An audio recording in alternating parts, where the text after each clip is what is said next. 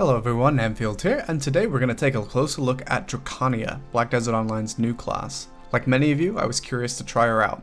Fortunately, I was afforded the opportunity to do so early, and so able to form a view on her playstyle, albeit early days still.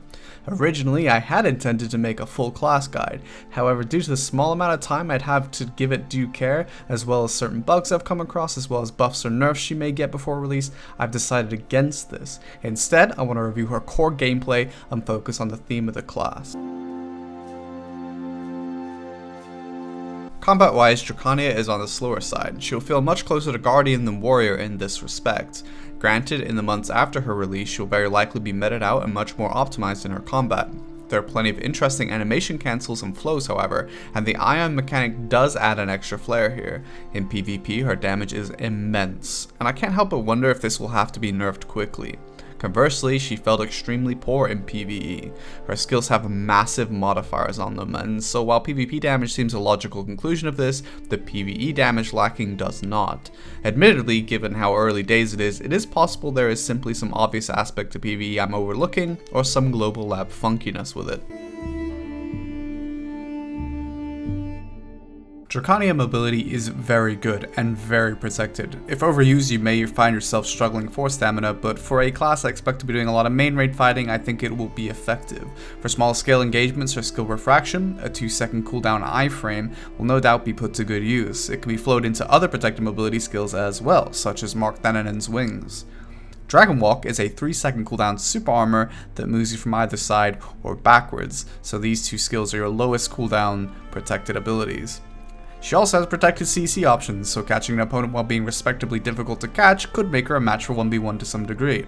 Azure Onslaught is one such move. An only 4-second cooldown for a super armor knockdown is a massive threat, and it also moves you.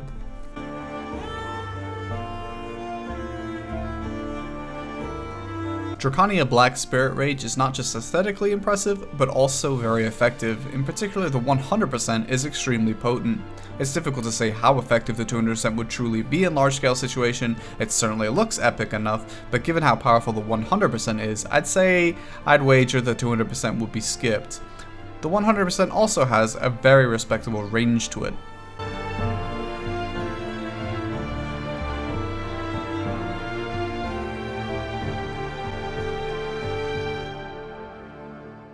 Markthanan's scale is Drakania's version of PA, or protected area. It most closely resembles Mystic PA, which is a self PA. Markthanan's scale has 50% damage reduction and is interestingly a tier 3 add-on as well, allowing you to be creative with what you'd like to complement the skill, such as higher defensive stats or impairments to your enemies. The skill can be cancelled early with S and E. You will still keep the 50% damage reduction until the 5-second timer expires. If you choose to stay in the skill for its duration, the timer will constantly reset back to 5 seconds for most of the skill. The skill also has an incredible heal on it, allowing you to recover up to 80% of your HP, and believe me, no one is killing you through damage. Alongside the HP restoration, the skill also drains your nearby enemies of their mana or whichever resource they have. Finally, the skill also gives you ions, allowing you to fill up almost to max. Mechanically, Drakania has many features, aside from what has already been mentioned, that define her as a frontline class. For example, her ability to heal is not limited to the PA, and there are many other abilities that provide accelerated self-healing with Markthanan's Heart passive. Her Q block is not a full super armor block like Warrior or Guardian, but it does provide a constant 20 DP buff that constantly refreshes while you keep the block active, and it has no cooldown. It remains to be seen just how strong this block is, since Drakania does so much damage at the moment it's not reasonably able to be tested. She also possesses the ability to cleanse herself and allies of slows by using her skills that have a charge on them. It is also not just PA that provides mana resource draining, there are a few other skills that also provide this function. I'm not yet sure of how much of a factor this may be, and of course it may depend on your opponent. She does, however, have no slows of her own. Her passives are, like what you might expect from a modern class, incredibly strong. Markthanan's Rattle, the pre-awakening passive, provides 1 AP and 0.5% critical damage per level. Since I believe there are 20 levels, that's 20 free AP and 10% critical damage. Combine this with Cinders, her prime passive, in which she gains 40 HP and 1% accuracy per level for 5 levels, for a total of 200 HP and 5% accuracy. Considering she also either packs high accuracy on modifiers on skills themselves, or accuracy self buffs, or even evasion debuff on skills, she is shaping up to be a PvP monster damage dealer. Her succession buff, Dragon's Fury, gives 30 bonus AP, 15% accuracy rate, and 15% attack speed. It also allows you to store ions during all skills, and no skills will consume ions during its duration. In some ways, this is close to what Awakening Nova does with Excel. She also has a range 20 DP debuff, Markthanan's Breath, which, while currently bugged in its application of said debuff, and potentially its damage, has incredible range as per my testing when it comes to the Y-axis, allowing you to hit players on height or even further below you.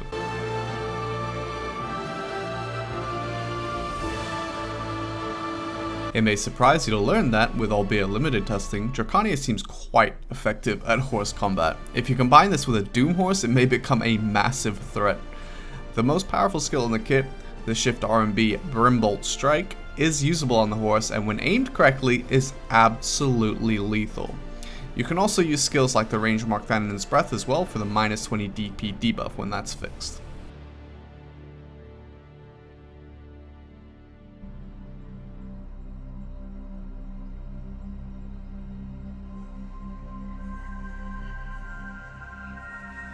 Time for some final thoughts. Drakania brings some interesting new mechanics to the table, and its abilities will complement a frontline playstyle that will suit many people.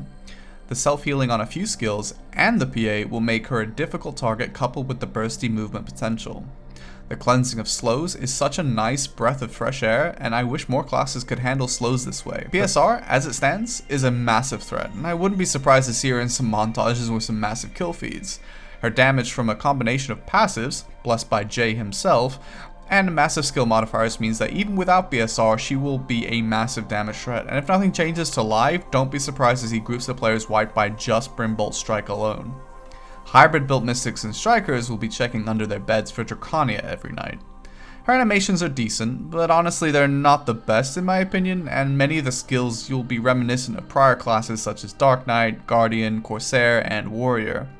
Important to keep in mind that without an Awakening she lacks 2 abilities in succession, and of course 3 skill enhancements yet to be added.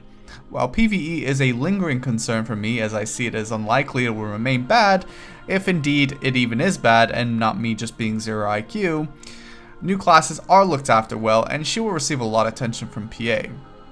I myself intend to tag her, but if you're less convinced by her style then consider making her as a seasonal character. Thanks so much for watching. I will be playing her in the days up to her release, so feel free to catch me live at twitch.tv/AnfieldW.